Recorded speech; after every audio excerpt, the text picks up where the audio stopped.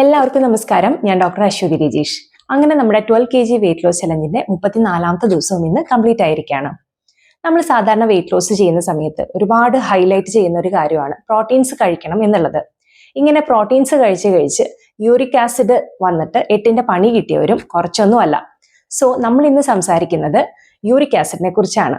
എന്താണ് uric acid, ഇത് എങ്ങനെയാണ് നമുക്ക് ഉണ്ടാവുന്നത്, ഇനി ഇത് വരാതിരിക്കാനായിട്ട് നമ്മൾ എന്തൊക്കെ കാര്യങ്ങളാണ് ചെയ്യേണ്ടത് എന്നതിനെ കുറിച്ചൊക്കെയാണ് ഇന്ന് നമ്മൾ സംസാരിക്കുന്നത്. പ്യൂരിൻസ് എന്ന് പറഞ്ഞിട്ടുള്ള കോമ്പൗണ്ടുകൾ നമ്മുടെ ശരീരത്തിൽ ദഹിക്കുന്ന സമയത്തുണ്ടാവുന്ന വേസ്റ്റ് മെറ്റീരിയലുകളാണ് യൂറിക് ആസിഡുകൾ. അപ്പൊ നിങ്ങൾക്കൊരു ഡൗട്ട് ഉണ്ടാവും, പ്യൂരിൻസ് എന്താണ്, പ്യൂരിൻസ് പ്രോട്ടീൻസ് ആണോ എന്നുള്ളത്. ഒരിക്കലും അല്ല, പ്യൂരിൻസ് പ്രോട്ടീൻസ് അല്ല. എന്നാൽ ഇവ നമ്മുടെ ജനറ്റിക് മെറ്റീരിയൽ ആയിട്ടുള്ള DNA-യും RNA ഒക്കെ ഉണ്ടാക്കാൻ ഉപയോഗിക്കുന്ന ബിൽഡിംഗ് ബ്ലോക്കുകളാണ്. ഇവ നമ്മുടെ ശരീരത്തിൽ മാത്രമല്ല, നമ്മൾ കഴിക്കുന്ന പലതരത്തിലുള്ള ഭക്ഷണ പദാർത്ഥങ്ങളിലും അടങ്ങിയിട്ടുണ്ട്. പ്രത്യേകിച്ച് ആനിമൽ പ്രോട്ടീൻസിൽ, അതായത് മീറ്റ്, ഫിഷ് തുടങ്ങിയവയിലൊക്കെ ധാരാളമായിട്ട് പ്യൂരിൻസ് അടങ്ങിയിട്ടുണ്ട്. സാധാരണയായിട്ട് ഇങ്ങനെ ഉണ്ടാവുന്ന യൂറിക് ആസിഡിനെ നമ്മളെ വൃക്കകള് മൂത്രത്തിലൂടെ പുറന്തള്ളുകയാണ് പതിവ്.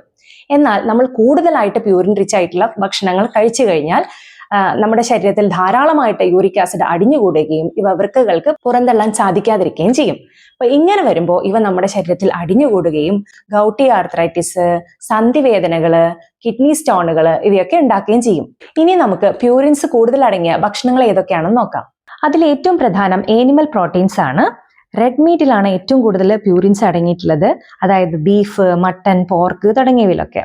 അടുത്തത് ഓർഗൻ മീറ്റിലാണ്, അതായത് നമ്മൾ ലിവർ ഒക്കെ സെപ്പറേറ്റ് കഴിക്കില്ലേ, ലിവർ, ബ്രെയിന്, കിഡ്നി, ഹാർട്ടൊക്കെ. അപ്പൊ ഇങ്ങനെ സെപ്പറേറ്റ് കഴിച്ചു കഴിഞ്ഞാലും നമുക്ക് പ്യൂരിൻസ് കൂടുതലായിട്ട് നമ്മുടെ ശരീരത്തിലേക്ക് എത്തും. അടുത്തത് ഫിഷുകളാണ്. നമുക്ക് വളരെ കോമൺ ആയിട്ട് അറിയാവുന്ന മത്തി, നത്തോലി, അയല, ചൂര ഇവയിലൊക്കെ നല്ല രീതിയിൽ പ്യൂരിൻസ് ഉണ്ട്. സോ നിങ്ങൾക്ക് യൂറിക് ആസിഡ് ഉണ്ടെങ്കിൽ ഇതൊക്കെ ഒന്ന് ഒഴിവാക്കി പിടിക്കാം. അടുത്തത് ഷെൽ ഫിഷ് ആണ്, അതായത് കക്ക, കല്ലുമ്മക്കായ, മുരു, ഓയിസ്റ്റർ ഇതിലൊക്കെ പ്യൂരിൻസ് കൂടുതലായിട്ടുണ്ട്. സോ മാക്സിമം ഇതൊക്കെ അവോയ്ഡ് ചെയ്യാൻ നോക്കുക. അതേപോലെ തന്നെ ചെമ്മീന്, ഞണ്ട്, കണവ ഇവയിലും പ്യൂരിൻസ് കൂടുതലുണ്ട്. പിന്നീട് ഒഴിവാക്കേണ്ട ഏറ്റവും പ്രധാനപ്പെട്ട സാധനം ആൽക്കഹോൾ ആണ്. ഇതിൽ ബിയറിലാണ് ഏറ്റവും കൂടുതൽ പ്യൂരിൻസ് അടങ്ങിയിട്ടുള്ളത്. എന്നാൽ നിങ്ങൾക്ക് യൂറിക് ആസിഡ് ഉണ്ടെങ്കിൽ നിങ്ങൾ മാക്സിമം എല്ലാതരം ആൽക്കഹോളുകളും ഒഴിവാക്കുക.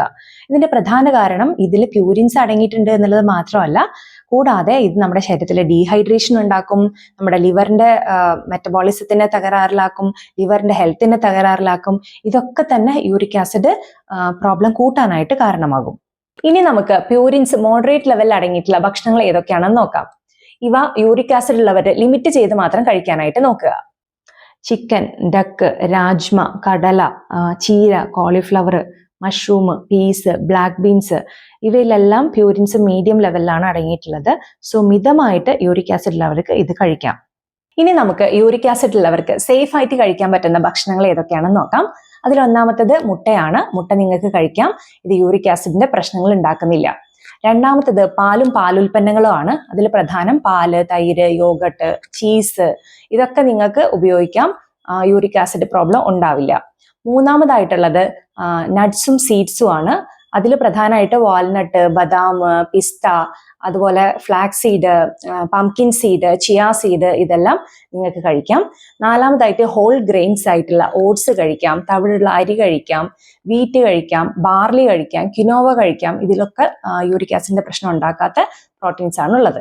അഞ്ചാമതായിട്ട് ചെറുപയർ, മസൂർ ദാൽ, കടല ഇതൊക്കെ ലിമിറ്റ് ചെയ്ത് മാത്രം ഉപയോഗിക്കുക. ഇനി ഉപയോഗിക്കുകയാണെങ്കിൽ തന്നെ ഇതിലെ പ്യൂരിൻസിന്റെ അളവ് കുറയ്ക്കാനായിട്ട് നമുക്ക് കുറച്ച് കാര്യങ്ങൾ ചെയ്യാം. ഇതിനായിട്ട് നമ്മൾ ഇവ ഉപയോഗിക്കുന്നതിന് മുമ്പ് തന്നെ ഒരു 12 മണിക്കൂർ വെള്ളത്തിൽ കുതിർത്തി വെക്കാനായിട്ട് നോക്കുക.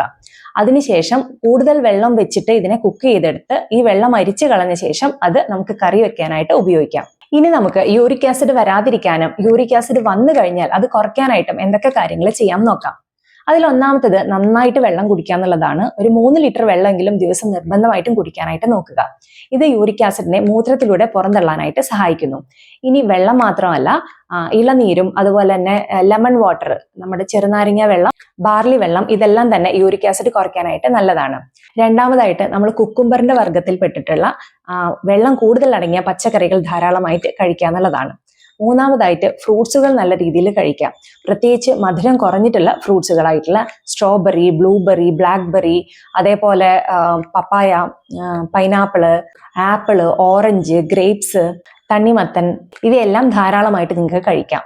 നാലാമതായിട്ട് ഷുഗറും ഫ്രക്ടോസും അടങ്ങിയിട്ടുള്ള ഭക്ഷണ പദാർത്ഥങ്ങൾ മാക്സിമം ഒഴിവാക്കുക എന്നുള്ളതാണ്. ഇതിൽ ഏറ്റവും പ്രധാനം സോഫ്റ്റ് ഡ്രിങ്കുകളാണ്. കൂടുതലായിട്ട് അവരിൽ ഷുഗർ അടങ്ങിയിട്ടുണ്ട്. അതുപോലെ പ്രോസസ്ഡ് ഫുഡുകൾ, ഇവയൊക്കെ കംപ്ലീറ്റ് ആയിട്ട് ഒഴിവാക്കുക. അതേപോലെ നാച്ചുറലി തന്നെ മധുരം കൂടുതലുള്ള ഫ്രൂട്ട്സുകളിൽ ഫ്രക്ടോസിന്റെ ലെവൽ കൂടുതലാണ്. സോ ഇങ്ങനെയുള്ള ഫ്രൂട്ട്സ് മാക്സിമം ലിമിറ്റ് ചെയ്ത് ഉപയോഗിക്കുക. ഇതിൽ ഏറ്റവും പ്രധാനം പഴുത്ത മാങ്ങ, പഴുത്ത ചക്ക, അതേപോലെ സപ്പോട്ട, സീതാപ്പഴം, ഡേറ്റ്സ്, ഇതുപോലെ മധുരം കൂടുതൽ അടങ്ങിയ ഭക്ഷണങ്ങളൊക്കെ ലിമിറ്റ് ചെയ്തിട്ട് ഉപയോഗിക്കുക. അഞ്ചാമതായിട്ട് ഡീഹൈഡ്രേഷൻ ഉണ്ടാക്കുന്ന പാനീയങ്ങൾ മാക്സിമം ഒഴിവാക്കുക എന്നുള്ളതാണ്.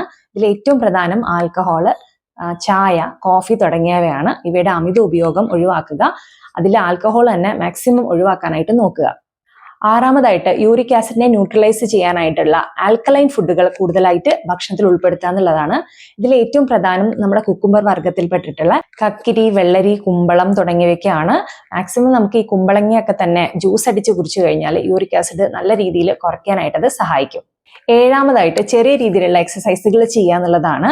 അതായത് ഈ എക്സസൈസ് ചെയ്യുമ്പോൾ നമ്മുടെ മെറ്റബോളിസം നന്നായിട്ട് ഇമ്പ്രൂവ് ആവുകയും ഇത് യൂറിക് ആസിഡിന്റെ ലെവലിനെ കുറയ്ക്കാനായിട്ട് സഹായിക്കുകയും ചെയ്യും. ഇനി ലൈറ്റ് ആയിട്ടുള്ള എക്സസൈസുകൾ മാത്രം ചെയ്യുക. ഓവറായിട്ട് നമ്മൾ എക്സസൈസ് ചെയ്ത് കഴിഞ്ഞാൽ ജോയിന്റിലൊക്കെ നല്ല രീതിയിൽ പെയിൻ ഉണ്ടാവാൻ സാധ്യതയുണ്ട്. അതുകൊണ്ട് ലൈറ്റ് എക്സസൈസുകൾ മാത്രം യൂറിക് ആസിഡ് ഉള്ളവർ സെലക്ട് ചെയ്യുക. എട്ടാമതായിട്ട് മാക്സിമം നിങ്ങൾ വെയിറ്റ് കുറയ്ക്കാനായിട്ട് നോക്കുക എന്നുള്ളതാണ്. ഇത് പെട്ടെന്നുള്ളൊരു വെയിറ്റ് ലോസ് അല്ല ഉദ്ദേശിക്കുന്നത്. ഗ്രാജ്വലി നമ്മൾ ഭക്ഷണമൊക്കെ ക്രമീകരിച്ചുകൊണ്ട് ചെറിയ രീതിയിൽ വെയിറ്റ് കുറയ്ക്കാൻ നോക്കുക. അമിത വണ്ണമുള്ള ആൾക്കാരിലും യൂറിക് ആസിഡ് കൂടാനുള്ള സാധ്യതയുണ്ട്. സോ ഇത്രയൊക്കെ കാര്യങ്ങൾ ശ്രദ്ധിച്ചു കഴിഞ്ഞാൽ യൂറിക് ആസിഡ് വരാതെ നോക്കാം. ഇനി യൂറിക് ആസിഡ് ഉള്ളവരാണെങ്കിൽ അത് നല്ല രീതിയിൽ കൺട്രോൾ ചെയ്ത് കൊണ്ടുവരാനും ഇത് ഒക്കെ ശ്രദ്ധിച്ചു കഴിഞ്ഞാൽ സാധിക്കും. സോ ഇനി നമുക്ക് ഇന്നത്തെ വിശേഷത്തിലേക്ക് പോവാം. രാവിലെ എഴുന്നേറ്റു, 1/2 ലിറ്ററോളം വെള്ളം കുടിച്ചു, 30 മിനിറ്റ് സൂംബ എക്സസൈസ് ചെയ്തു. ഒരു 8:30 ആയപ്പോൾ ബ്രേക്ക്ഫാസ്റ്റ് കഴിച്ചു. ബ്രേക്ക്ഫാസ്റ്റായി കഴിച്ചത് ഒരു ബ്രൗൺ ബ്രെഡും കുറച്ച് ബട്ടറും കടലക്കറിയും മുട്ട ഉപ്പേരിയുമാണ്. കൂടെ കുറച്ച് പാലും കോൺഫ്ലെക്സും കൂടി കഴിച്ചു. 11 മണിക്ക് ഒരു മധുരമിടാത്ത കാപ്പിയും 2 ഡേറ്റ്സും കുറച്ച് കടലയും കഴിച്ചു. ഉച്ചയ്ക്ക് കുറച്ച് ഫ്രൈഡ് റൈസും ചിക്കനും ദാൽ കറിയും സാലഡും 2 കോളിഫ്ലവറിന്റെ പീസും എല്ലാം കൂടി കഴിച്ചു. അവസാനം കുറച്ച് തണ്ണിമത്തനും കഴിച്ചു. ഇതോടുകൂടെ ഇന്നത്തെ ഭക്ഷണം അവസാനിപ്പിച്ചു. സോ ഇത്രയൊക്കെയാണ് ഇന്നത്തെ വിശേഷങ്ങൾ. ഇനി നാളത്തെ വിശേഷങ്ങളുമായിട്ട് അടുത്ത വീഡിയോയിൽ കാണാം. നന്ദി, നമസ്കാരം.